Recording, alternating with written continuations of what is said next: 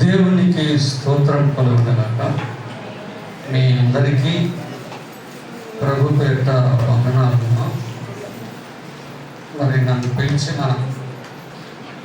Pastor Joseph భాయ్ గారికి ఆ హృదయపూర్వక వందనాలు తెలియజేస్తున్నాను.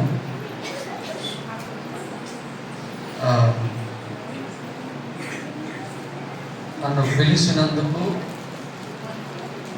నాకు సంతోషంగా ఉంది. పాస్టర్ గారు చాలా సంవత్సరాల నుండి పరిచయం. ఈ మందిరం కట్టక ముందు నుంచి వారికి తెలుసు, నేను కూడా వారికి తెలుసు. అదేవిధంగా శారీర సంబంధం కూడా బంధువులే చెప్పారు కదా. మరి ఈ యొక్క క్రిస్మస్ రోజున అయ్యా మీరు పగలు రావాలి అన్నారు. నేను ఖాళీగా ఉన్నాను కనుక అప్పటికి ఎవరు ఇంకా పిలవలేదు, ఖాళీగా ఉంది, సరే వస్తానయ్యా అని చెప్పాను. ఈరోజు కలుసుకోవటం నాకు కూడా సంతోషంగా ఉంది. మీరు కూడా సంతోషంగా ఉన్నారు, సంతోషంగా పాడారు, ఆరాధన చేశారు, ఉత్సాహంగా ఉన్నారు. అందుని బట్టి దేవునికి వందనాలు. Praise the lord. ఈరోజు యేసుక్రీస్తు పుట్టుక దినాన్ని జ్ఞాపకం చేసుకుంటాం. జ్ఞాపకం చేసుకోవాలంటే అది ఉంటేనే దాన్ని జ్ఞాపకం చేసుకుంటాం. అది లేనిదైతే లేని దాన్ని మనం ఎలా జ్ఞాపకం చేసుకోలేము. ఒకటి ఉంటే దాన్ని జ్ఞాపకం చేసుకుంటాం. రోడ్లో వెళ్ళేటప్పుడు చెట్టు ఉంది, బస్సు వచ్చే వేళ ఎండ సమయంలో చెట్టు కింద ఉంటాం. ఆ చెట్టు ఉందనుకుని దాన్ని జ్ఞాపకం చేసుకుంటాం. కానీ చెట్టే లేకపోతే మనం జ్ఞాపకం చేసుకోవడానికి ఏం లేదు. యేసు పుట్టాడు కనుక జ్ఞాపకం చేసుకుంటున్నాం. కానీ చాలామంది ఈ ఒక్కరోజే జ్ఞాపకం చేసుకొని మిగతా రోజులు వారి మందిరానికి రారు, ఇక మర్చిపోతారు. కానీ అలాంటి వారి గురించి వదిలిపెట్టండి. కానీ మీరు అలా ఉండకూడదు. యేసుక్రీస్తు గురించి ఎన్నో ప్రసంగాలు మీరు విన్నారు. మీరు ఈ సోలంగినల్లూరు వచ్చి ఒక 30 సంవత్సరాలు ఉంటుంది కదా, 30-20 అయి ఉంటుందా? సరే, ఈ 30 సంవత్సరాలలో 30 క్రిస్మస్లు చూసి ఉంటారు, 30 ప్రసంగాలు వినుంటారు, క్రిస్మస్ మాత్రమే. కానీ ప్రతి సంవత్సరం ఈ నెల డిసెంబర్ వస్తుంది, పండగ వస్తుంది, మనం ఆనందంగా సంతోషంగా ప్రసంగం వింటాం. కానీ ప్రసంగం చేసేవాళ్ళు అనేక విధాలుగా దేవుని వాక్యంలో నుంచి పలు విధాలుగా దేవుడు వారిని ప్రేరేపించిన విధానాన్ని బట్టి ప్రసంగం చేస్తారు. కానీ ఈరోజు నేను చెప్పేటువంటి ఈ ప్రసంగం మీరు వినుండొచ్చు, లేక వినకపోయి ఉండొచ్చు. కానీ ఇదే ప్రసంగాన్ని ఒకసారి మౌంట్లో జోసెఫ్ భాయ్ గారి చర్చిలో చెప్పాను. కానీ ఇక్కడ చెప్పలేదు అది. అందువల్ల ఇక్కడ చెప్పాలని నాకు ప్రేరేపణ కలిగింది. ఏంటిదా ప్రసంగం అంటే, ఒక డాక్టర్కి కొడుకు పుడతాడు. ఇప్పుడు ఎవరైనా చెప్పేటప్పుడు లేక వాళ్ళు చెప్పేటప్పుడు మా కొడుకు పుట్టాడు అని చెప్తారు. అయితే వాళ్ళ తండ్రి డాక్టర్, ఆయన చెప్తున్నాడు నా కొడుకు పుట్టాడు అని. ఆమె చెప్పుద్ది నా కొడుకు పుట్టాడని. అయితే వీరిద్దరు కలిసి మాకు డాక్టర్ పుట్టాడు అని చెప్పరు. ఎందుకు? డాక్టరమ్మ వాళ్ళ కొడుకు పుట్టాడు. అయితే ఆ యొక్క కొడుకు డాక్టర్ అవుతాడా?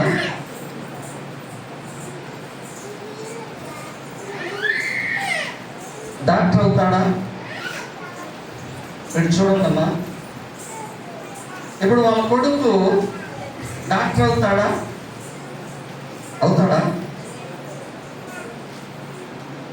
చెప్పండి, అవుతాడా?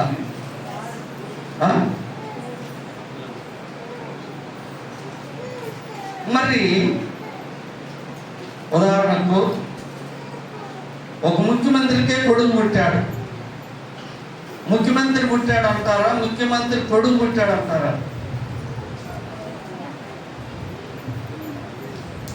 ఏమని చెప్తారు? ముఖ్యమంత్రికి కొడుకు పుట్టాడని చెప్తారా, లేక ముఖ్యమంత్రి పుట్టాడని చెప్తారా?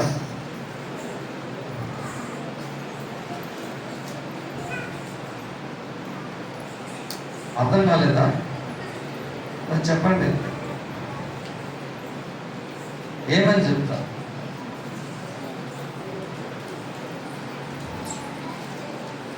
ముఖ్యమంత్రికి కొడుకు పుట్టాడు, ముఖ్యమంత్రి పుట్టాడని చెప్తారా, లేక ముఖ్యమంత్రికి కొడుకు పుట్టాడని చెప్తారా? ఏమని చెప్తారు? ముఖ్యమంత్రి పుట్టాడని చెప్పరుగా. పుట్టుకతో ఎవరు డాక్టర్గా పుట్టరు, ముఖ్యమంత్రిగా పుట్టరు, ఎమ్మెల్యేగా పుట్టరు, దొంగగా పుట్టడు, రవిడిగా పుట్టడు, టీచర్గా పుట్టడు, ఇంజనీర్గా పుట్టడు, సేవకుడిగా పుట్టడు, పోలీసుగా పుట్టడు, కలెక్టర్గా పుట్టడు. ఏది ఆ ఉద్యోగం, ఒక పని నామంలో పుట్టడు. అయితే యేసు ప్రభువు పుట్టుక గురించి ఆలోచిస్తే అలా కాదు. మత్తయి సువార్త 2వ అధ్యాయం 2వ వచనాన్ని చదవండి.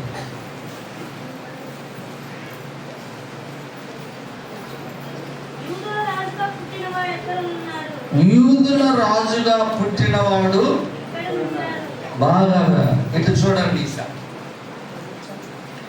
జ్ఞానులు అడుగుతున్నారు. ఏమని అడుగుతున్నారంటే, ఒక రాజు దగ్గరకు వచ్చి జ్ఞానులు అడుగుతున్నారు, అయ్యా యూదుల రాజుగా పుట్టినవాడు ఎక్కడ ఉన్నాడు? ఎవరికి రాజు అయినా? యూదులకు రాజు. వాళ్ళు అడుగుతున్నారు, ఏదో ఒక అబ్బాయి పుట్టాడంట అని అడగల.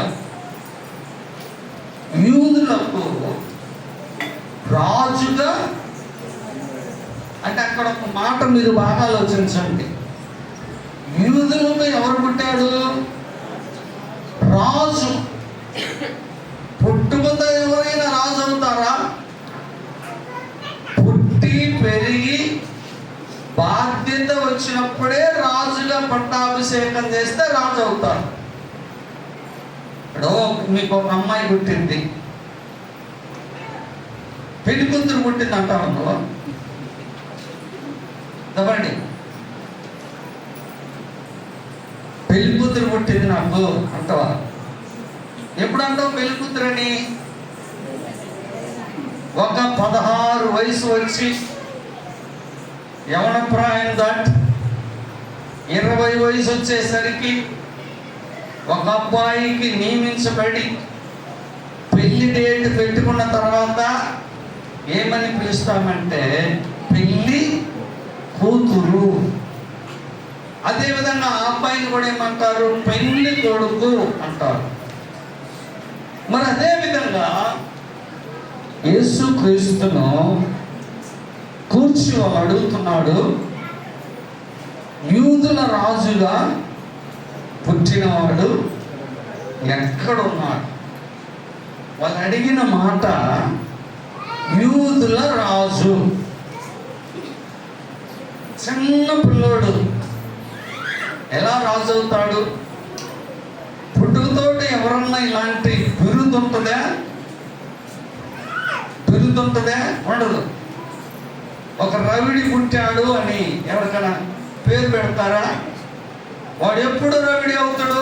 ఒకరిని కత్తితో నరికితే అప్పుడు ఒక రవిడి అవుతాడు.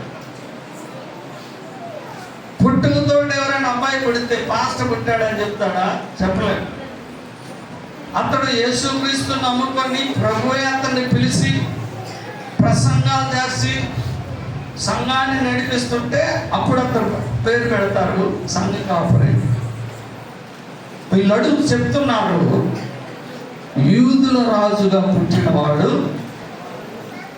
చెప్పండి అమ్మా, వెనకున్నావు అమ్మాయిని చూడండి.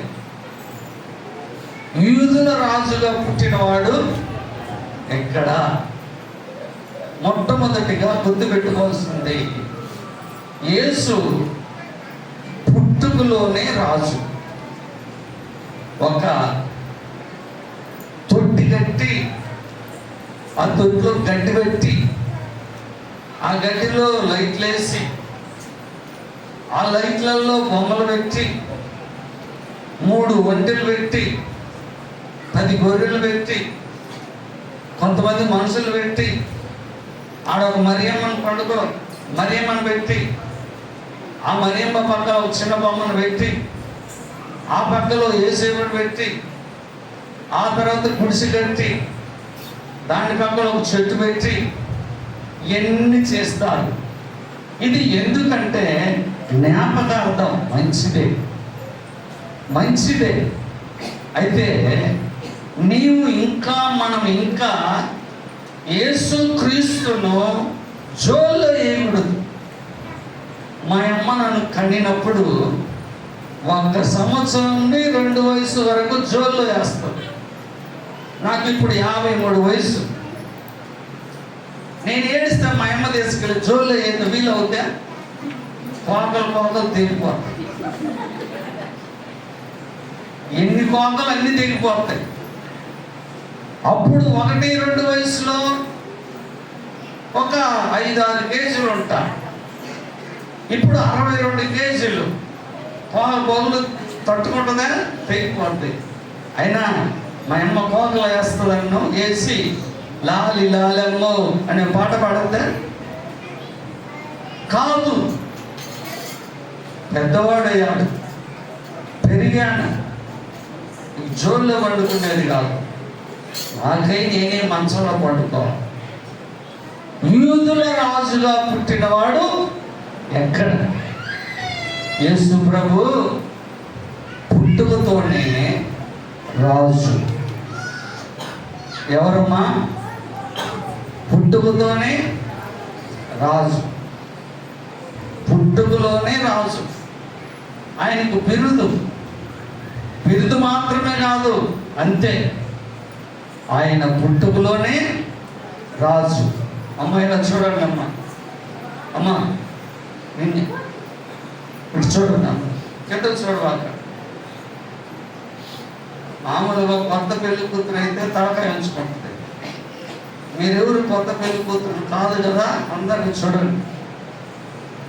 ఒక అర్ధగంట 40 నిమిషాల వాక్యం చెప్తా. ఆ తర్వాత ఇంటికి వెళ్ళి మీరు చేసుకున్న ఆహారాన్ని మీరు తింటారు. దానికి సమయం ఉంది. 7 సెవెన్కి టైం ఉంది. నవ్వేదానికి టైం ఉంది, దేవుడిని వాక్యం చేయడానికి టైం ఉంది, మనం పని చేసుకునేదానికి టైం ఉంది. ఏ టైంలో అది చేయాలి. యూదుల రాజుగా పుట్టినవాడు ఎక్కడ? యేసు ప్రభు పుట్టుకలోనే ఎవరు చెప్పండి? పుట్టుకలోనే రాజు. వాళ్ళు అంటున్నారు యూదుల రాజుగా పుట్టినవాడు ఎక్కడ అంటే యేసు ప్రభు పుట్టుకలోనే రాజు. ఆమేన్. నీ దృష్టిలో ఆయన ఎవరుగా ఉండాలంటే నీ దృష్టిలో ఆయన రాజుగా ఉండాలి. రెండవది 6:15 చదువుతాం. రాజుగా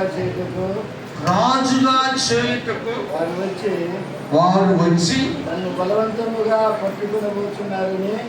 బలవంతంగా పట్టుకొనబోచున్నారని యేసు ఎరిగి మరలా పండగకు ఒంటరిగా వెళ్ళేది. రెండవది పుట్టుకలో ఎవరని చెప్పాను? రాజు. ఆయన పుట్టి పెరిగి పెద్దవాడైన తర్వాత సేవ చేస్తున్నాడు. ఏంటిదమ్మా? సేవ. సేవ అంటే సావు. నిజంగా నేను ఒక్కటి చెప్పగలను, అన్ని పనుల కంటే ఒక భారమైన పని, వేదనకరమైన పని, నిద్ర కూడా దూరపరిచే పని, దుఃఖకరమైన పని, ప్రసవ వేదనతో కూడిన పని, రాత్రింబగుళ్ళు ధ్యానములో భారముతో కూడిన పని ఒకటి ఉందంటే అది కేవలం సేవ. యేసు ప్రభు సేవ మాత్రమే. ఎందుకో తెలుసా? మీరు ఆడోళ్ళు కొట్టుకొని అలుగుతారు. ఆ ఇంటికి పోయి పాస్టర్ ఏమ్మా మందిరానికి రాలేదంటే ఆమె వస్తే నేను రాను అంటుంది. ఏమని అడిగితే ఆమె వస్తే నేను రాను అంటుంది. మా చర్చిలో అలా జరిగింది. ఆమెను అడిగాను ఏమ్మా రావంటే ఆమె వస్తే నేను రాను అన్నది. మీ ఇద్దరు సస్తారు, పరలోకం పోతారు. అప్పుడు ఆ అమ్మాయి పరలోకములు ఉంటే ఆమె నువ్వు చూసి నరకం పోతావా అని అడిగిన. ప్రభువా ఏం పరలోకం వచ్చింది, ఏమన్నా కాడ నేను ఉండను, నేను నరకం పోతావా అన్న. అది ఎవడు చూసింది లేనది అంటే ఆమెకు పరలోకం పోతామన్న నమ్మకమే. ఎవరు గొడవలు వచ్చినా పాస్టర్ గారిని ఎత్తిన పడతారు. ఎవరు అడిగినా పాస్టర్ గారు వస్తారన్న. ఎవరికి పెత్తనం లేదు, ప్రార్థన లేదనినా వాళ్ళు అలిగిపోతారు. నిజంగా చెప్పాలంటే జీతానికి సేవ చేసే వాళ్ళ సంగతి ఏంటో నాకు తెలియదు, కానీ నిజంగా దేవుడి చేత పిలువబడిన వారికి సేవ గురించినంత దిగులు ఏది లేదు. భార్య గురించి దిగులు పడడు, కుమారుల గురించి దిగులు పడడు, కుమార్తెల గురించి దిగులు పడడు. ఇంటి మీద దిగులు 5%, సంఘం మీద దిగులు 95%. ఎందుకో తెలుసా? ఎవరు కొట్టుకుంటారో, ఎవరు తిట్టుకుంటారో, ఎవరికి యాక్సిడెంట్ అయిందో, ఎవరు గర్భిణీ స్త్రీ ఆపరేషన్ థియేటర్కి వెళ్తారో, ఎవరికి డెలివరీ వచ్చి నొప్పులు వస్తాయో, ఎవరికి పెళ్ళి వాడు ఇడాకులు ఇస్తాడో, ఎవడు ప్రేమలో పడి మోసం చేసి పడతాడో, ఏమేమో రకరకాలు.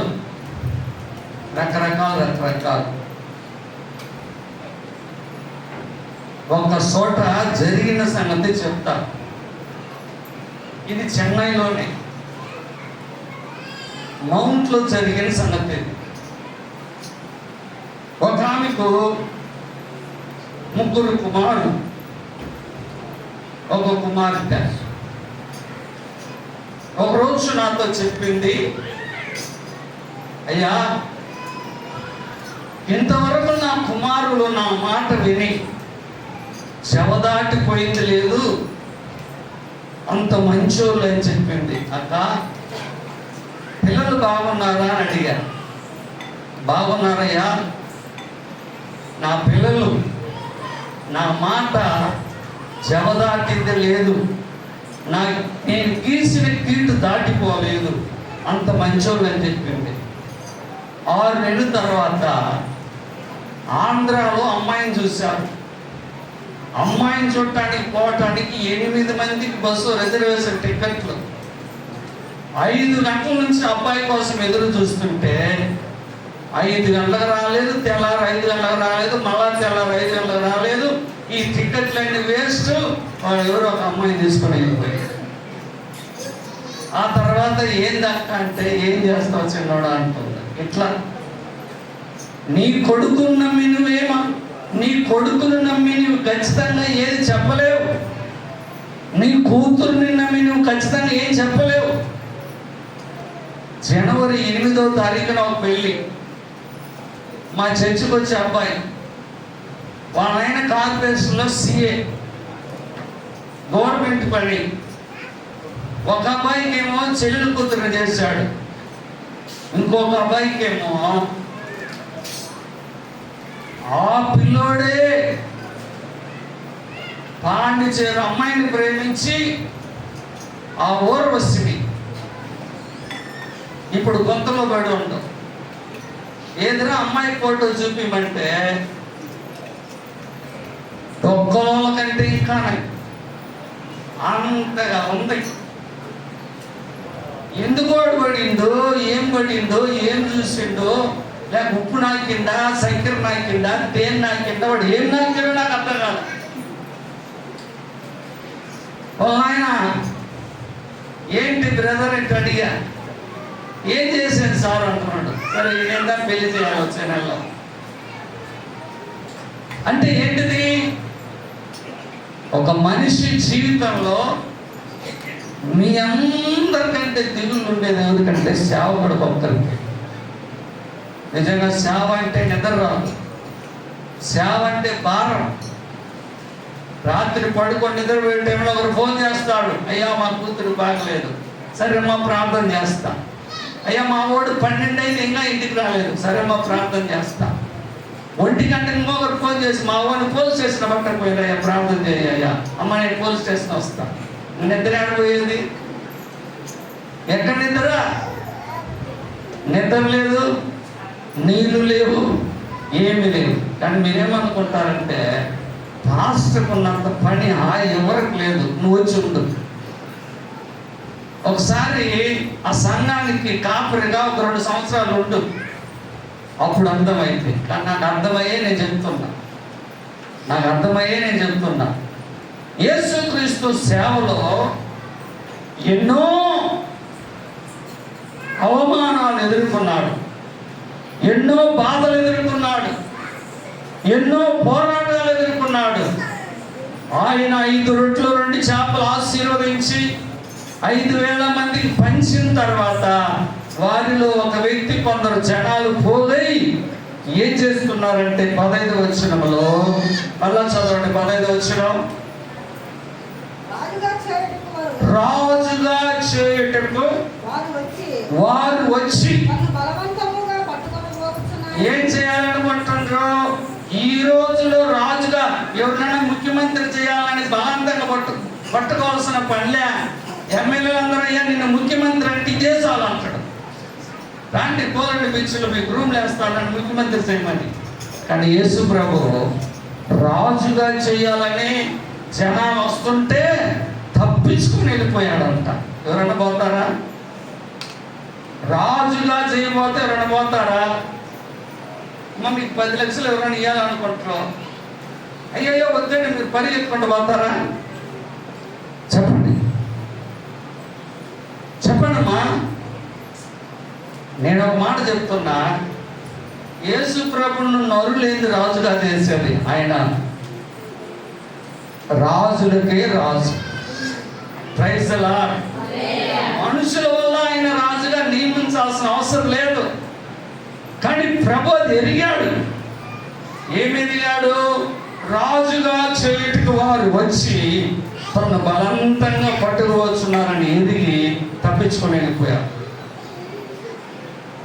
ఇప్పుడు ఈయన ఎప్పుడు రాజు అంటే ఎందుకు? ఒక అద్భుతం జరిగింది. ఏం జరిగింది? ఒక అద్భుతం. ఏంటో అద్భుతం?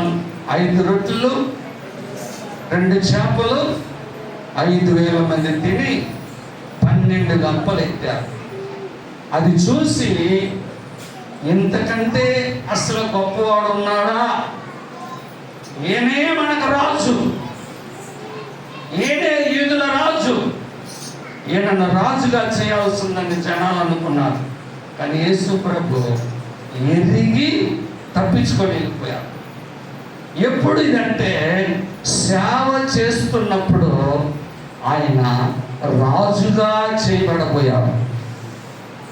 సేవ చేసే సమయంలో, సేవ చేస్తున్నప్పుడు ఆయన రాజుగా చేయబోయారు. ఇది రెండవది. మూడవది అదే యోహాను సువార్త 19వ అధ్యాయం 18, 19 2 వచనాలు చదవండి. యోహాను సువార్త 19వ అధ్యాయం 18, 19 2 వచనాలు. అక్కడ ఈ వైపున ఒకరిని అన్న మెట్ల మీద కూర్చుని అన్నలారా, వింటున్నారా? ఓకే, మంచిది. ఆ వైపున ఒకరిని, ఈ వైపున ఒకరిని, ఆ వైపున ఒకరిని, మధ్యలో యేసును వచ్చి ఆయనతో కూడా ఇద్దరిని,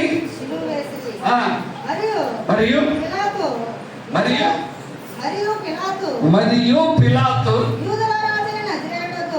యూదుల రాజైన నజరేయుడకు యేసు అను పై విలాసం రాయించి శిలువ మీద పెట్టించిన. మూడవది మా పిల్లలు, మా కూర్చో, తెల్లపు మా కింద కూర్చో. మూడవది ఆయనకు మరణం వచ్చింది. ఆయన్ను సిలువ వేశారు. ఏం లేదు, మనకు ఇంజెక్షన్ వేసేటప్పుడు హ్యాపీగా ఉంటుంది కదా, నరం మీద కూర్చేటప్పుడు. నర్సు కూర్చో, భలే ఉండమ్మా, కూర్చోమా అంటమా. సూది చూడగానే ఒళ్ళు జలదరిస్తాం. నరాలు దొరకలేదని కుచ్చి రక్తమే బయటకు వస్తుంది. ఒక నర్సు నాకు తెలుసు, ఆమె యుద్ధ అంత ఉంటుంది, పెద్ద నర్సు అంట మళ్ళా. కానీ నరాలు పెట్టుకొని సూది ఏమి తెలియదు. లోపల సూది పెట్టి దొరకపోతే ఇక్కడ కెళ్ళుకుంటుంది, తెంది పెట్టి కెళ్ళినాడు. ఒకసారి ఇంకా ఆమె చూసినానే, ఏడ పొడిచింది, ముందు దొరకలేదని కెలికింది, రక్తం వచ్చింది. మళ్ళీ చోట పెట్టి కూర్చుంది, ఆడ దొరక రక్తం వచ్చింది. ఇక మూడోసారి ఇంకొక అమ్మాయి వచ్చి సులభంగా ఎక్కించింది. ఇక నేను హాస్పిటల్ పోయినప్పుడు ఆమె పేరు చేసుకొని ఆమె వచ్చి నేను సూది వేస్తానంటే నేను తప్పించుకుంటాను, వద్దనే వదులుతాను. ఎందుకు? భయం. కొందరికి సులభంగా వేసేదానికి కూడా సూది తెలియదు. ఆవులకు, ఎద్దులకు, బర్రెలకు వచ్చినట్టు కూర్చుతారు. ఆమె అంత ఎత్తు ఉంది, మళ్ళీ ఎడ్నర్స్ అంట, ఇంజక్షన్ వేసేట కదా. యేసుక్రీస్తు సిలువలో వేలాడుతున్నాడు. వేలాడేటప్పుడు ఆయన పైన ఏముందో తెలుసా? ఒక లెటర్, యూదుల రాజు అయిన నజరేయుడైన యేసు. అంటే సిలువ మీద ఎక్కినా కూడా ఆయన ఏమని పిలువబడుతున్నాడు చెప్పండి? ఎప్పుడు సిలువ మీదకి ఎక్కినా కూడా ఆయన రాజు. పశువుల పాకలో ఉన్నప్పుడు రాజు, సేవ చేసేటప్పుడు రాజు, మరణానికై సిలువ మీద కొట్టబడినప్పుడు అప్పుడు కూడా రాజు.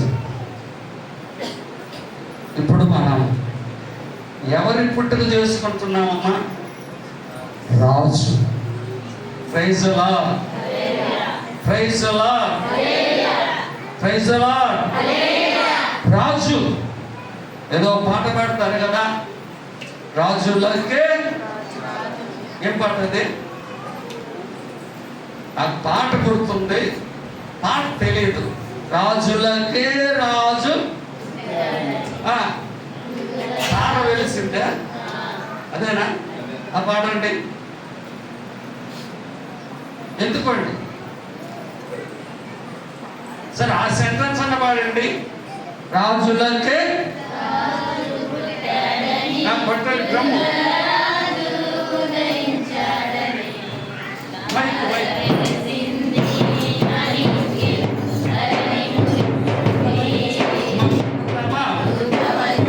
తాళం కుదరలే, పాడేదానికి తాళానికి కరెక్ట్గా ఉండాలి. మైక్ ఏది అప్పుడమ్మా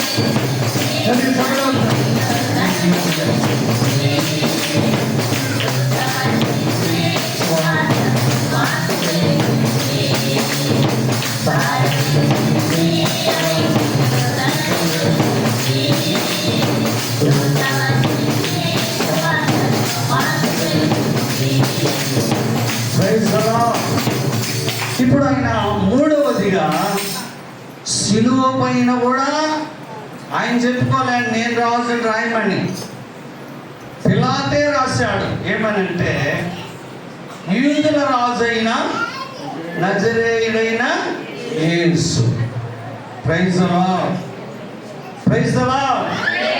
యూదుల రాజైన నజరేయుడైన యేసు అంటే యేసు ప్రభు ఎక్కడ చెప్పుకోలే. మొదటిగేమో వాళ్ళు అడుగుతున్నారు యూదుల రాజుగా పుట్టినవాడు ఎక్కడ అని జ్ఞానం అడుగుతున్నారు.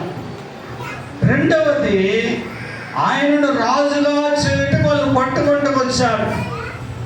మూడవది ఆయన పైన పిలాతు రాశాడు ఏమనంటే యూదుల రాజు అయిన నజరేయుడైన యేసు. కానీ ప్రభు చెప్పుకోలే, నీ రాజుని ఆయన చెప్పలే. వాళ్ళే రాస్తున్నారు, వాళ్ళే పిలుస్తున్నారు. Praise the lord. దేవుని బిడ్డలారా, ఈ బుధవారం మందిరంలోనే కలుసుకొని ఇంతవరకు పాడి ఆరాధించిన మీ జీవితంలో నీవు ఎలా ఉన్నావో నాకు తెలియదు.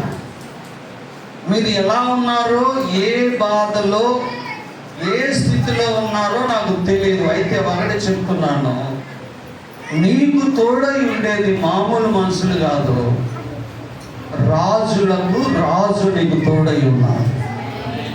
Praise the lord. నీకు ఎవరు తోడై ఉన్నాడు? రాజులకు రాజు. ప్రకటన గ్రంథం 19వ అధ్యాయం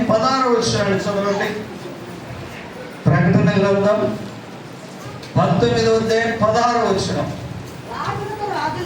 రాజులకు రాజును ప్రభువులకు ప్రభువును అను నామం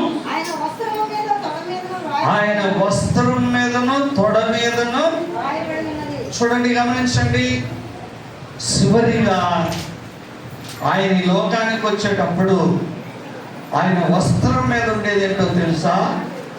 రాజులకు రాజును అను నామం ఆయన వస్త్రం మీదను ఆయన తొడ మీదను వ్రాయబడి ఉండెను. నా ప్రియ దేవుని బిడ్డలారా, మీ జీవితంలో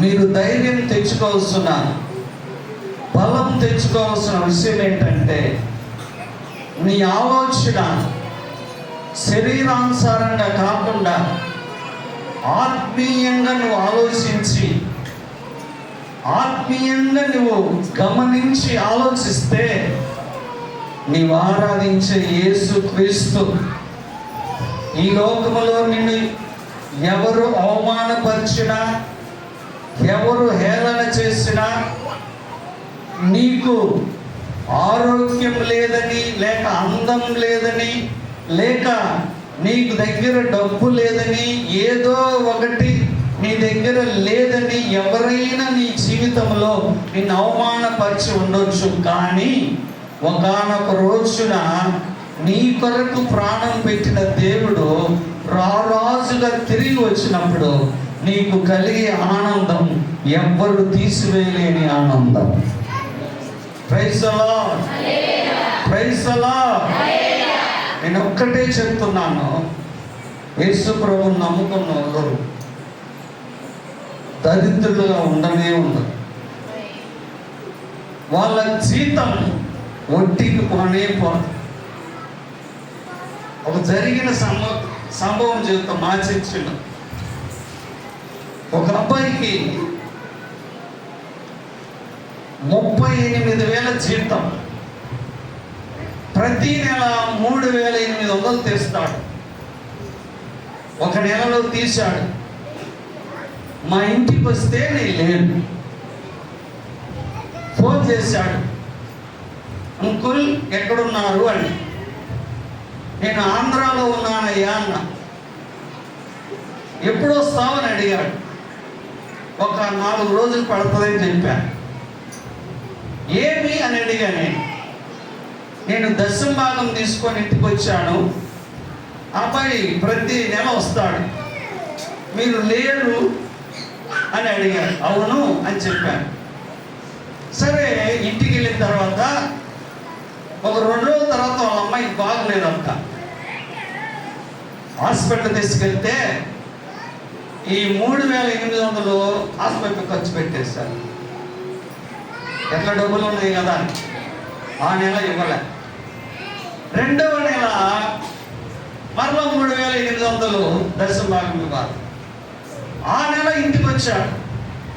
నేను ఇదే చెన్నై సిటీలో బయట ఉన్నా. అంకుల్ ఎక్కడున్నావు అన్నాడు. అవుట్ ఆఫ్ సిటీ బయట ఉన్నానయ్యా అన్నా. ఏమి అన్నాడు. ఇదే అంకుల్ తీసుకొచ్చాను అన్నాడు. అయ్యా మరి నేను వచ్చాక లేట్ అవుద్ది అన్న. ఇంటికి పోయాడు. అంగట్లో అంగడి సామాన్లు లేవని చెప్పి 3,800 అంగడి సామాన్ తెచ్చుకున్నాడు. మొత్తం ఏదైంది? ఎందుకు మళ్ళా చూస్తున్నాడు? 3,800 6,000 8,000 16 7,600 7,600. ఇక నేనేం చేశాను, సరే ఈ అబ్బాయి వస్తలే 2 నెలలు ఎత్తి పెట్టేస్తలే నేను అనుకుంటున్నా. రాలే. వాళ్ళ కూతురు ఒకే ఒక కూతురు ఉంది. ఇంట్లో కిచెన్లోకి వెళ్ళినా చెడ్డవాసన అంట, బెడ్రూమ్లోకి వెళ్ళినా చెడ్డవాసన, హాల్లోకి వచ్చినా చెడ్డవాసన, ఎక్కడికి వచ్చినా చెడ్డవాసన. వాంతికి వస్తుంది. అప్పుడు ఫోన్ చేశారు, అంకుల్ అమ్మాయికి బాగలేదు, ఇలా ఉంటుంది, ఏడుస్తుంది, భయపడుతుంది, ఏమైందో అర్థం కాలేదండి. ప్రార్థన చేసిన తగ్గల. తర్వాత నేను ఫోన్ చేశాను 10 నిమిషాల తర్వాత. నేను ఒకటి మీకు చెప్తాను, మీరు ఏమనుకోకుంటే అంటే చెప్పండి అంటున్నాను. మొత్తగా 7,000 ఎంతమ్మా 600 రూపాయలు ఎత్తి పెట్టి తీసుకురండి, తగ్గిపోతాను. ఏం బంగారు పెట్టాడు, ఏ ఉంగరం పెట్టాడు కానీ ఇమ్మీడియట్లో ఒక 2-3 గంటలు డబ్బు తీసుకొచ్చి దర్శనం ప్రార్థన చేయించుకున్నాడు. అమ్మని తెల్లారి నుంచే బాగా సపోర్ట్ పట్టరేమి.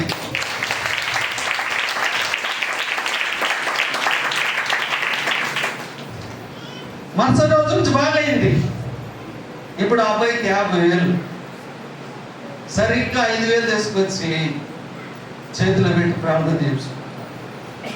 ఇప్పుడు ఈ 2 నెలలు ఇవ్వనందువల్ల ఆ అమ్మాయికి ఏమైంది, ఏం చూసినా చెడు వాసన అంటే ఇంట్లో.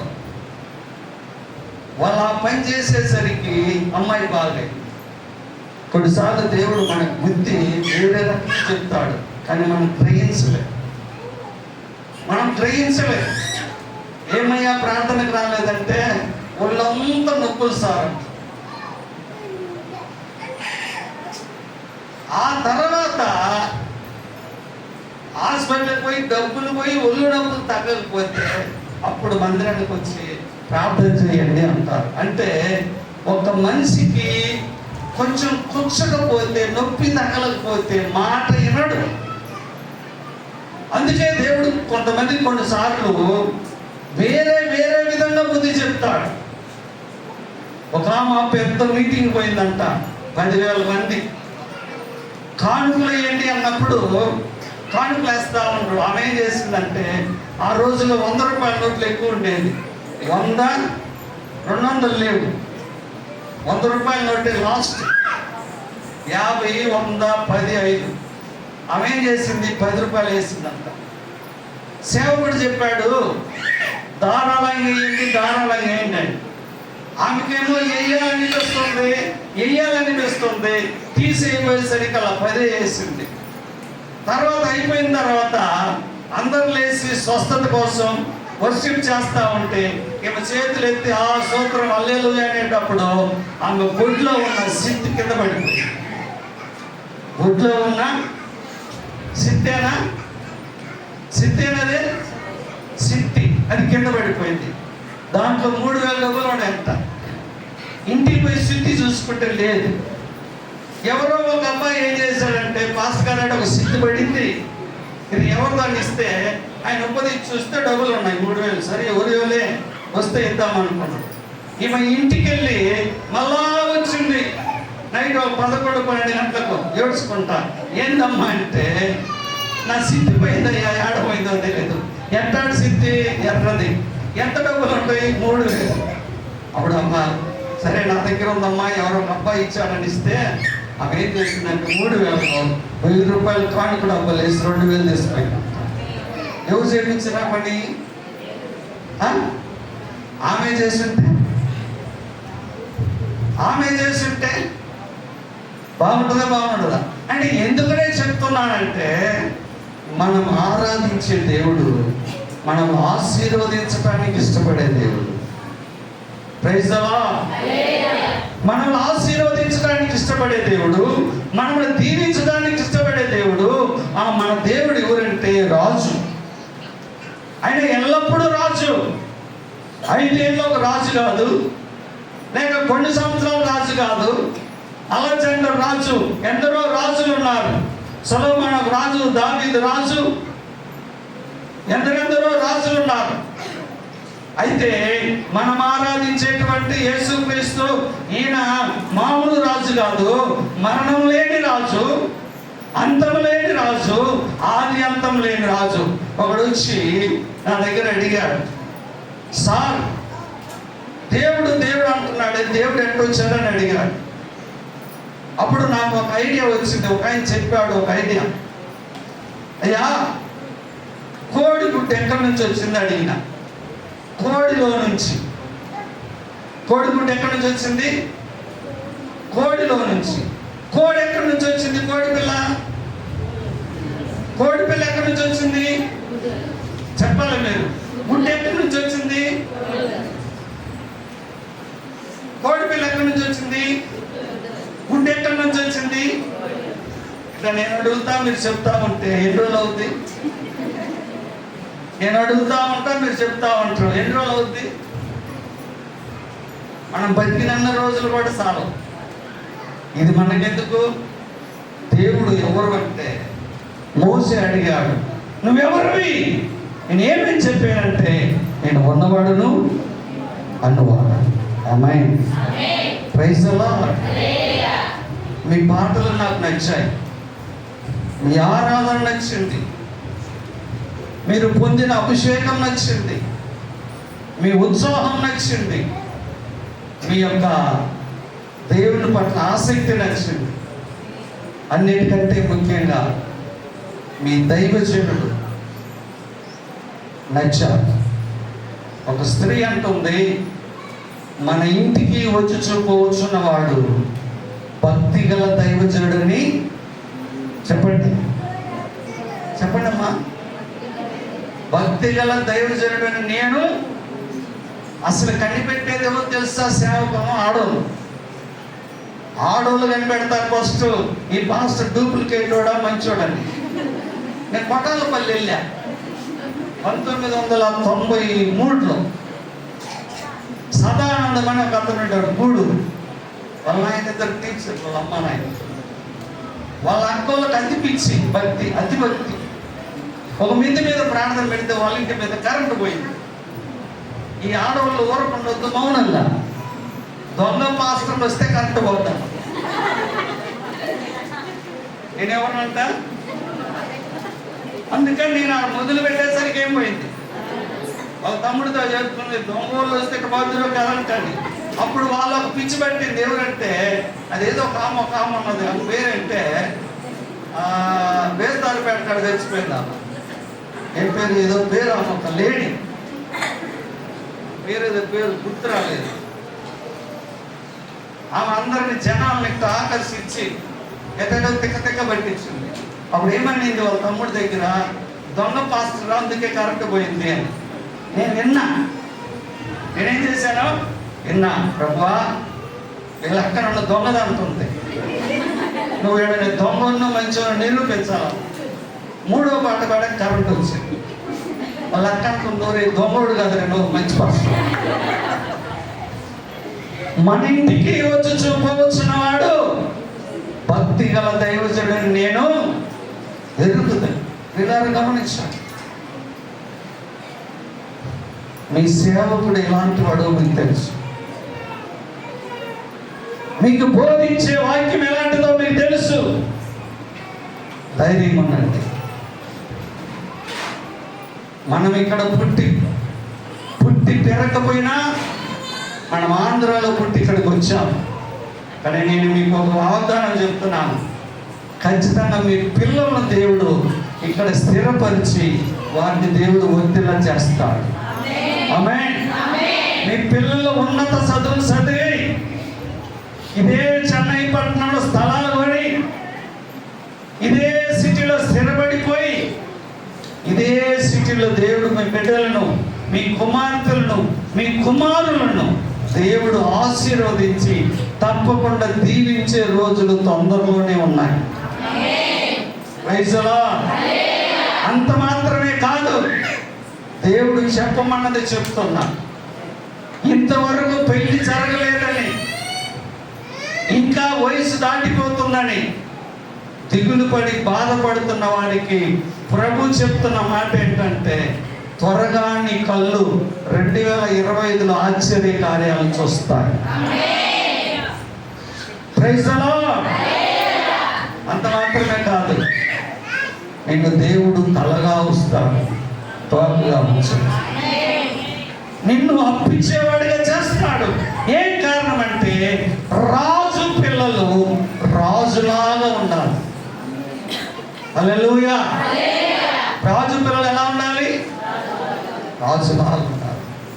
దేవుని పిల్లలారా, నా గురించి నేను ఎక్కువ చెప్పుకోను, ఒకటే చెప్తా. యేసుక్రీస్తు నమ్మిన తర్వాత ఆహారము, వస్త్రము ఏది తక్కువ కాకుండా నా ప్రభు నడిపించాడు. కారణం ఆయన రాజు. నీతిమంతుల పిల్లల భిక్షం ఎదుట నేను చిన్నవాడున ఇంటిని కూడా ముసలివాడునై ఉన్నాను. నీతిమంతుల పిల్లల భిక్షం ఎదుట నేను చూడలేదు. ఏం లేదు, చూడలేదు. తల్లిదండ్రులుగా మీకు ఒకటి చెప్తున్నాను, తల్లిగా నీవు భక్తిగా ఉండు, తండ్రిగా నీవు భక్తిగా ఉండు. నీ పిల్లలు, నీ భక్తి వలన నీ పిల్లలు ఆశీర్వదించబడతారు. సొలొమోను ఎందుకంత ఆశీర్వదించబడ్డాడు? ఎందుకంత మందిరాన్ని కట్టాడు? ఎందుకంత గొప్పవాడయ్యాడు? ఎందుకు ఆ వంశంలో యేసు పుట్టాడు? యూదా వంశంలో ఎందుకు పుట్టాలి? దావీదు పట్టణమందు నేను రక్షకుడు ఎందుకు పుట్టాలి? దావీదు కాకపోతే వేరే పట్టణంలో పుట్టవచ్చు కదా? కాదు, దావీదు దేవుడు హృదయానుసారి ఆయన వంశంలోనే పుట్టాలని దేవుడు అనుకున్నాడు. నీ వంశాన్ని దీవించాలని, నీ వంశంలోనే మంచి చదువుకున్న వారిని, మంచి విద్యావంతులను నీ కుటుంబంలోనే గొప్ప వారిని పుట్టించాలని దేవుడు ఆలోచన కలిగి సంకల్పం కలిగి ఉండాలంటే, భార్యాభర్తలుగా మీరు దేవుని యందు భయభక్తులు కలిగి ఉంటే మీ ఇంట్లో గొప్ప వారిని దేవుడు పుట్టిస్తారు. Praise the lord, praise the lord. మన యేసు ప్రభు ఎవరంటే పుట్టుకలో, సేవలో, మరణంలో తిరిగి రానయ్యున్న మా జీవితంలో మా కొరకు పుట్టిన రాజు, మా కొరకు సేవ చేసిన రాజు, మా కొరకు సిలువలో వేలాడిన రాజు, మా కోసం తిరిగి రానైన రాజు. అందుకని స్తోత్రాలు. మందిరానికి వచ్చిన బిడ్డలందరినీ దీవించండి, బిడ్డలను ఆశీర్వదించండి. ప్రభా, రాత్రి వేళలో తెలవచ్చామున అయ్యా 2-3 బిడ్డలు నీ పాద సన్నిధిలో వారి కార్యాల కోసం కన్నీరు కారుస్తున్నాను. ఎప్పుడు జరుగుతాయని ఎదురు చూస్తున్నాను. అవి జరిగినట్లు చేయండి, కృప చూపించాలి. అదేవిధంగా సంఘాపరి దైవజనులు మా ప్రియులు జోసెఫ్ పాస్టర్ బట్టి వందనాలు అయ్యా. ఈ వయసులో 4 ప్రాంతాలు తిరుగుటకు మీరు ఇచ్చిన బలాన్ని, శక్తిని, ఆరోగ్యాన్ని బట్టి స్తోత్రాలు. మోషే యొక్క కళ్ళు మండగలలేదు, కాళ్ళలో సత్తం తగ్గలేదు, కంటి చూపు తగ్గలేదు, 120 ఏళ్ళు బలంగా చేశారు. అలాంటి కృప మీరు దయచేయండి. క్రీస్తు పేరిట అడుగుతున్నాను తండ్రి, అమ్మాయి. నన్ను పిలిచినందుకు దాసు గారికి చాలా వందనాలు. కొంతమంది గొప్ప స్పీకర్లు పిలుచుకుంటారు, కార్లు లేదు. నా కారు లేదమ్మా, మా ఇంటి మీద కారు లేదు, మా ఇంటి మీద బోర్ లేదు, మా ఇంటి మీద తారు రోడ్డు. కొంతమంది ఎలక్షన్లకు వస్తారు, ఏం చెబుతారు తెలుసా? నీ ఇంటికి ఒక బోరు, నీ ఇంటి ముందు తారు, నీ ఇంటి పక్కన ఒక కారు. కారు ఉండదు, బోరు ఉండదు. Praise the lord. నన్ను ప్రేమించిన దైవజనులు పిలిచినందుకు వందనాలు. చాలా సంతోషం. సర్వజని ప్రేరణాన్ని